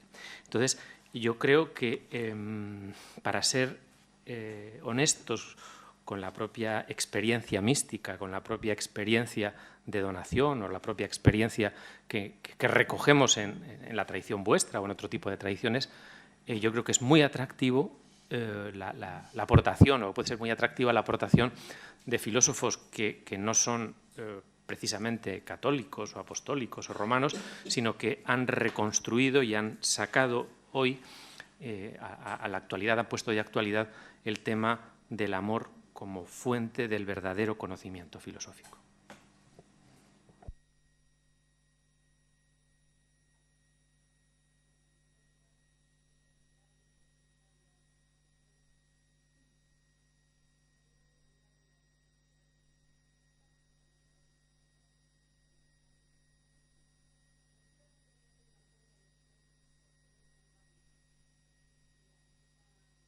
Pues oferta masiva en tantos órdenes de la vida. Pero si contraponemos la palabra renuncia, ¿qué importancia tendría o qué importancia tiene la renuncia en la conquista de la libertad? Puesto que la libertad es un don, como estamos estudiando y además conquista. Y porque, bueno, a esta abrumadora oferta material, pues no sé qué psicólogo dijo, no me sé, no lo puedo decir, que si un par de zapatos nos hacen felices, 7 pares de zapatos no nos hacen 7 veces más felices. Va un poco en ese orden. El saber renunciar, el valor de la renuncia en la formación y en la conquista de la libertad. Eso de los zapatos, yo creo que mi esposa y otras realmente yo creo que sí las hacen más felices. A lo mejor la gente que no, pero yo puedo dar pruebas, hay testimonios de que más zapatos hacen más felices. Pero en todo caso, el tema es, bueno, surgió esta mañana y se planteó, y yo creo que es importante, es decir, entender que la libertad no es solo libertad de elección, libertad, sino que está vinculada esta mañana cuando se hablaba de la tradición de Karl Jaspers, es decir, cuando se recogía esa tradición existencial donde la libertad está vinculada a la renuncia de uno mismo. Entendido ese uno mismo como, bueno, pues como autorrealización, como deseo de ser más yo, autonomía en cualquiera de los sentidos, y vinculado a lo que podríamos decir un modo de repliegue de la autonomía para que otros puedan ser autónomos. Es decir, aquí es importante pensar en qué medida la autonomía de muchos puede depender de la renuncia a la autonomía propia de algunos o de otros. Entonces, esto no es un juego, es muy difícil desde la mentalidad materialista o puramente positivista entender el cálculo de utilidades, el cálculo de felicidades, y es la crítica radical que siempre hemos hecho desde tradiciones, podríamos decir, personalistas a tradiciones utilitaristas. No es una cuestión de cantidad, porque hay momentos y modos de entender la libertad vinculada a la renuncia, al sacrificio, es decir, para que tú seas, yo tengo que dejar de ser.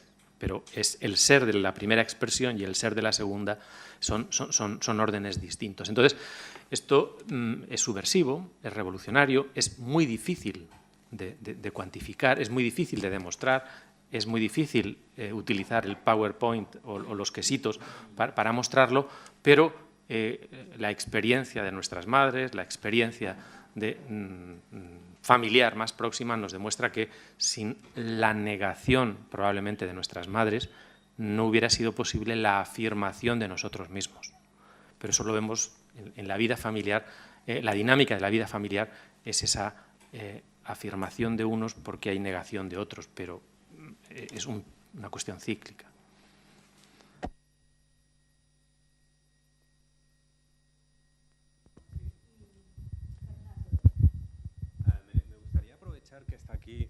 Jesús Conil, ¿verdad? Yo creo que es uno de los mayores especialistas de la hermenéutica nietzscheana en España, ¿no? Junto con Diego Sánchez Meca. Para preguntarle, sé que también la pregunta podría dar para estar hablando muchísimo tiempo, ¿cuál era la visión que sobre la libertad tenía Nietzsche?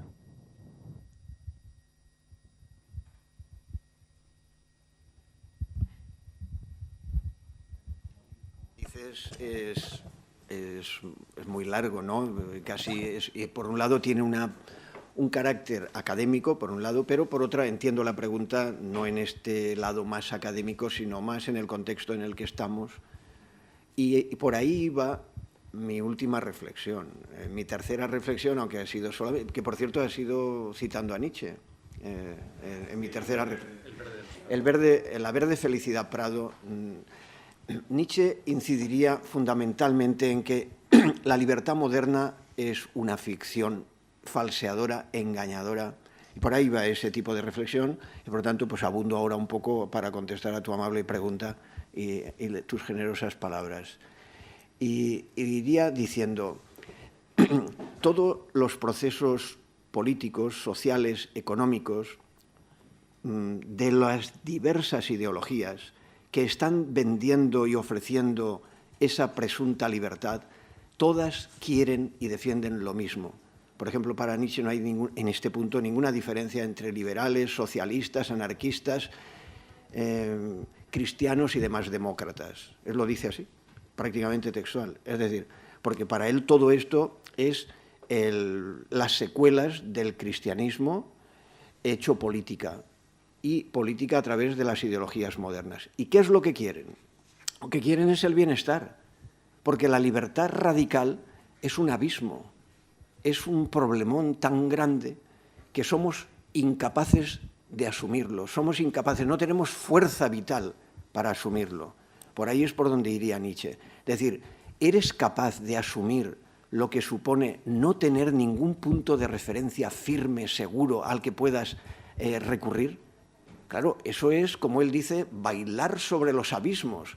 Y eso está muy bien escribirlo y decirlo en clase, pero vivirlo, ¿quién vive bailando sobre los abismos todos los días? Esto es lo mismo que antes decía, ya que me preguntas. Pues a lo mejor no es ese el tipo de vida. Mejor, eso es lo que hay que debatir, incluso con Nietzsche, porque lo diga. Ahora vendría la segunda parte.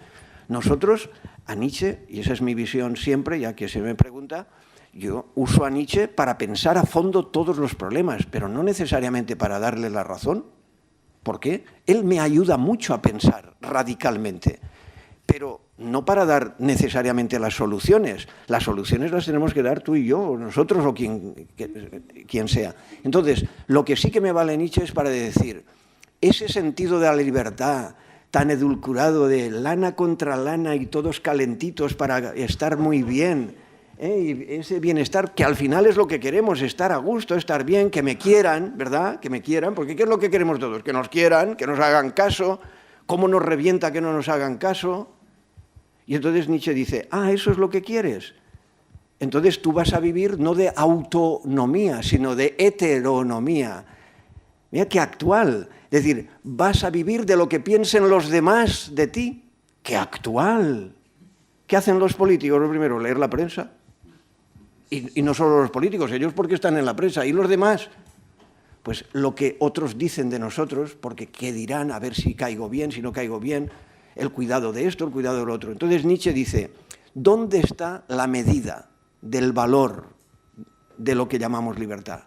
¿En lo que los otros valoran y, por lo tanto, en la cantidad, en el espejo de los demás, o en tu fuerza vital? Y la segunda parte es, ¿y quién tiene fuerza vital para vivir independientemente de esos otros elementos? Este es el punto del tema de la libertad radical de Nietzsche, dicho de una manera muy rápida. Pero cuando quiera usted más en esta pantalla y en otras... En mi libro El poder de la mentira, ya que, bueno, porque lo trato, claro, el tema de la libertad. Por ejemplo, el tema de la libertad, Nietzsche lo expone en lo que él llama la gran política. La pequeña política es esta en la que nos enredan todos los días y él iría en contra de esto. Dice, pero si nos están engañando totalmente, porque la política no es importante. Pero lo hemos convertido en el centro de todos los días, los únicos que salen en los medios de comunicación, los únicos que se pueden expresar de todo. Bueno, hoy, si no ha venido el rector, ¿por qué no ha venido el rector a la presentación? Por seguro porque ha venido algún político, seguro. Y no lo sé, pero bueno, a lo mejor he metido la pata, pero me da igual. Es decir, he metido el remo, pero pues por eso, porque están en todas partes. ¿Y por qué tienen que ser ellos? ¿No dicen que están a nuestro servicio? ¿Quién va a estar a nuestro servicio? ¿Quién está de verdad a nuestro servicio? No, entonces Nietzsche te dice, mire, todo eso es la mentira pública de la modernidad, que además, como él decía, y era el siglo XIX, que si viviera hoy, va a estar dominada por lo que hoy son los medios de comunicación, que nos hacen vivir como si lo que vivimos no valiera la pena como vida personal. Entonces, ¿eso es libertad? La verde libertad, Prado, de los que nos engañan por el bienestar. Y eso es lo que critica él. A mí me tenéis que justificar por lo atrevido de la ignorancia, pero digo, yo no me quedo sin hacer mi pregunta. Bueno, al señor Volado, antes de la ilustración, ¿cuál sería la idea que tenían los clérigos de la época en plena soberbia inquisitorial del libre albedrío?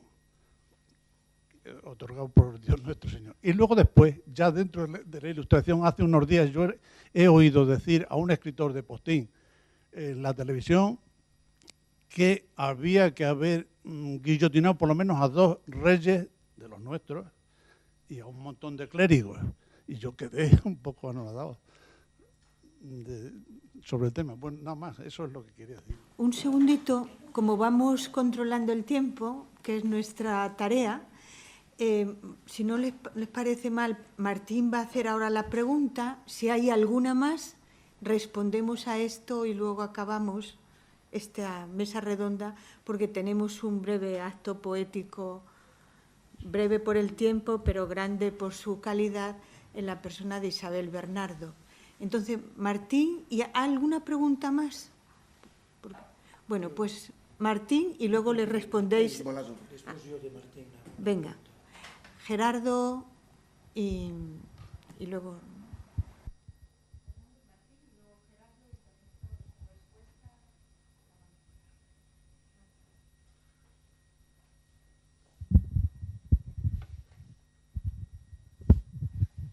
Sí, bueno, les agradezco vuestras exposiciones, la verdad que han sido muy clarificadoras. Es un tema dificultoso, el de la libertad. A mí me encanta la libertad, pero me encanta porque soy persona. Entonces, yo entiendo que la pregunta sobre la libertad, y quizás el profesor Domingo me puede reflexionar mucho mayor, o sea, en mucho mayor profundidad que yo, la pregunta sobre la libertad es, en el fondo, la pregunta sobre la persona. O sea, la libertad a secas no me sirve. A mí me sirve la persona que es libre. Y entonces, mi pregunta es, esa persona que es libre también es responsable ante sí mismo y es responsable ante otro. Siempre la libertad se ejerce ante alguien que puede ser yo mismo o puede ser la sociedad. Y a lo que voy, es que muchas veces, y lo he visto sobre todo en el ámbito jurídico, existe el principio del libre desarrollo de la personalidad, que es el pórtico de los derechos fundamentales, ya sea en la Constitución española como en otro tipo de constituciones. Entonces, mi pregunta es que muchas veces, ¿cómo ustedes podrían entender la responsabilidad en relación a la libertad?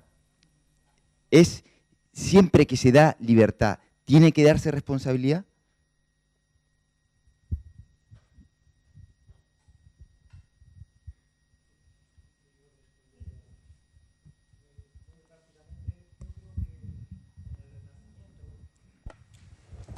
En el Renacimiento surge con mucha fuerza el tema de la libertad, en el neoplatonismo.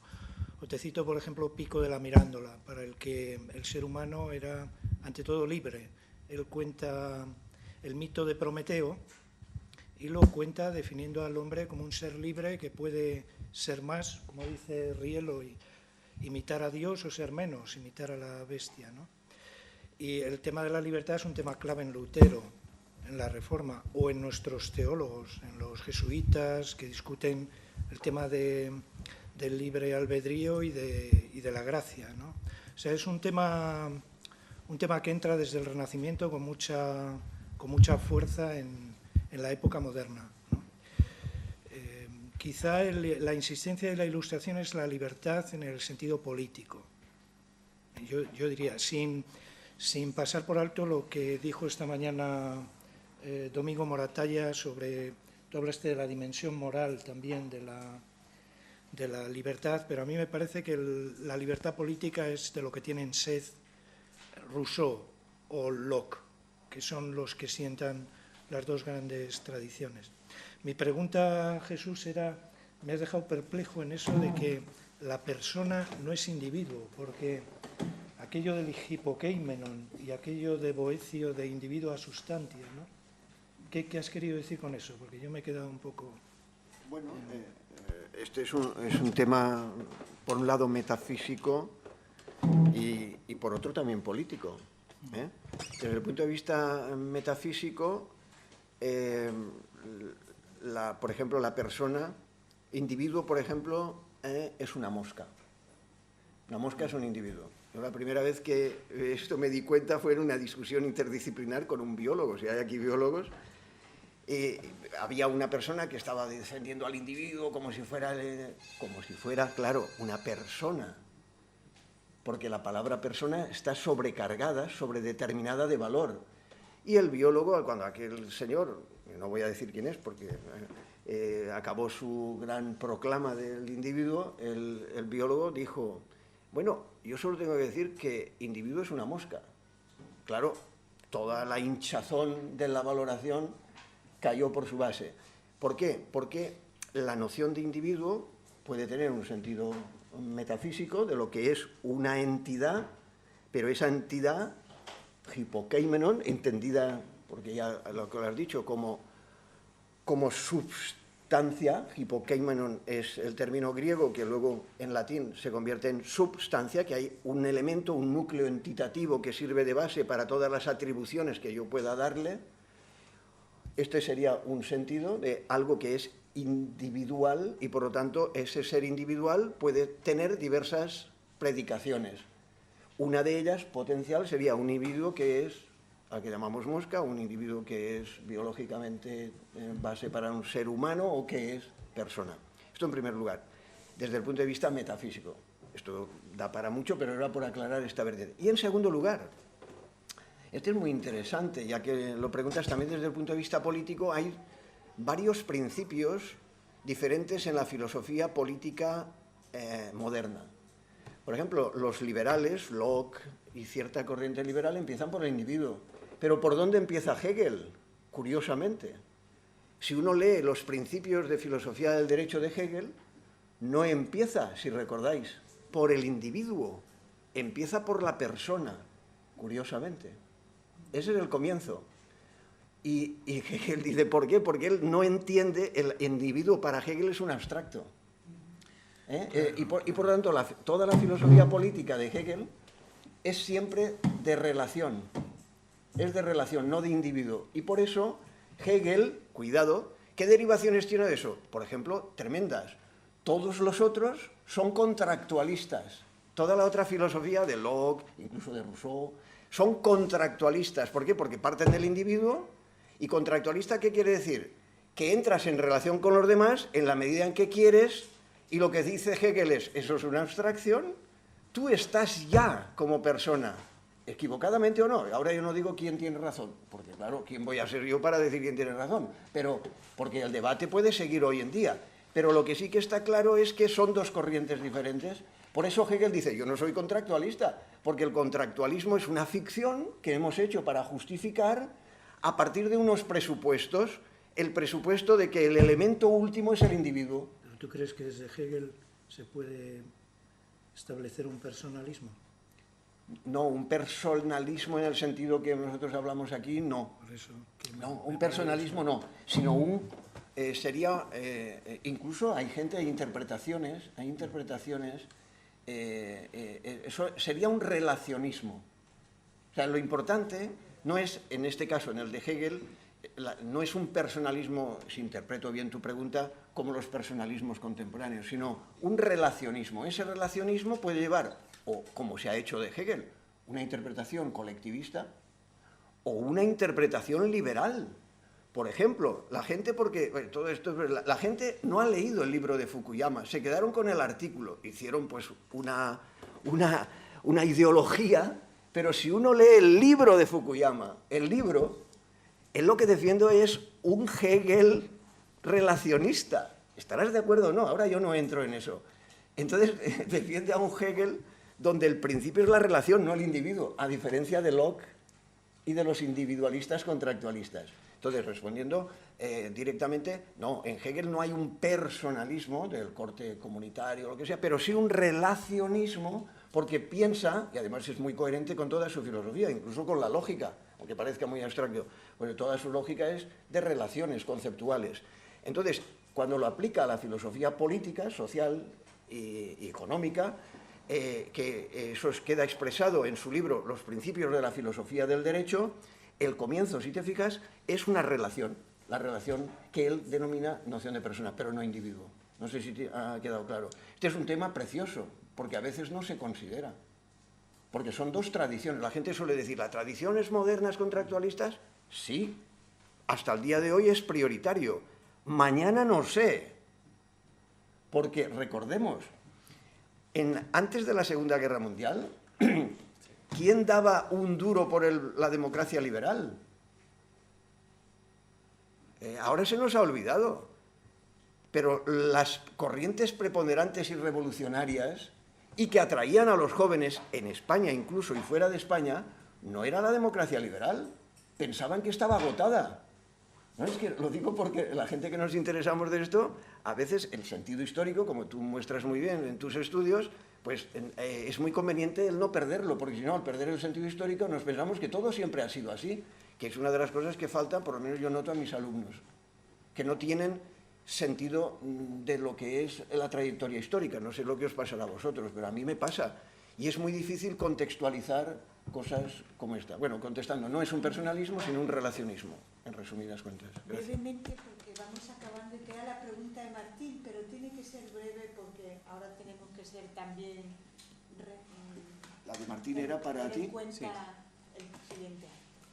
No, brevemente, es decir, cuando hablamos de personalismo, hay que recordar que el concepto de persona viene del griego prosopon y surge en un contexto teatral que luego es asimilado por la teología trinitaria y en la teología trinitaria resuelve el problema de un solo Dios y tres prosopon, tres personas distintas, un solo actor con tres máscaras. Una naturaleza con o tres una, cocaína, bueno, no. vale. Herejía. Una, bueno. Te queman. Vamos a ver. Una. En otro tiempo. Entendedme que, bueno, esto es importante en el sentido de decir, bueno, no, yo no, ahora no entraba en cuestiones de carácter de una. Yo quiero incluir o al menos introducir esta raíz histórica porque además de la tradición boeciana, es decir, hay en la historia del personalismo hay intérpretes de la tradición personalista que nuclean en Boecio lo que sería toda la tradición, pero no es la única, hay otras. Entonces hay que recuperar las otras tradiciones que, además de esa tradición aristotélica, boeciana o tomista, hace depender el personalismo de una determinada tradición metafísica, de otras tradiciones en las cuales pesa la relación teológica y, por lo tanto, son otras metafísicas donde el concepto de relación es más importante que el concepto de sustancia, por ubicarnos. Entonces, cuando nos remitamos a la tradición personalista, no olvidemos esa dimensión relacional que debemos a la introducción de lo que sería el cristianismo y la teología cristiana ahí. Y por último, en lo que comentabas tú de la relación entre libertad y responsabilidad, ciertamente este es un tema, podríamos decir, es el tema clave. Es decir, yo creo que la categoría de responsabilidad es la categoría central de las éticas de los últimos, no digo 100 años, pero de los últimos 50 años. Entonces, cuando has dicho si podíamos ser, cuando planteabas la pregunta de si podíamos ser libres sin ser responsables, o esa tensión entre libertad y responsabilidad. Es decir, yo ahí me preguntaría qué tipo de identidad eres capaz de construirte cuando te olvidas del peso de tu propia vida, del peso de tu propio cuerpo y de la vida como peso, como carga. Fijaos que cuando hablamos de libertad estamos hablando de cargar con, encargarnos de y encargo. Es decir, hay un campo semántico del peso vinculado a la libertad que no podemos sustraer cuando pensamos la libertad. Entonces, ¿qué tipo de cargas estás dispuesto a llevar en tu vida cuando te planteas una libertad sin responsabilidad? A lo mejor dices, mire, ligero de equipaje, casi desnudo, como los hijos de la mar, no llevo nada. Bueno, es una solución. Muchísimas gracias. Yo creo que hemos pensado juntos, en común y personalmente. Gerardo ¿Quiere hablar? No, que me parece muy importante que cuando se piensa la persona no se pierda de vista al individuo. Bueno. El individuo es condición para la persona. Pero ahora tenemos que No, terminar, ahí de acabo, verdad. ¿no? Ahí acabo. Terminamos porque Soy especie a única. las un momentito, Esto está bien. es decir, a las 6 de la tarde es un encargo que, hablando de encargo, nos han dado esta mañana. Debemos estar saliendo, porque aquí hay todo un personal desde el 15 de junio trabajando cada día. Y, sin embargo, yo tengo por mi reloj y 25 a y media en punto vamos a tener un acto poético que aquí para todos los que quieran. Tenemos aquí a una gran poeta que ha merecido muchos premios. El último que yo sé es el premio Fernando Rielo de Poesía Mística y el acto será con ella, que nos va a recitar unos poemas. Muchísimas gracias a todos, tanto a los ponentes como a los...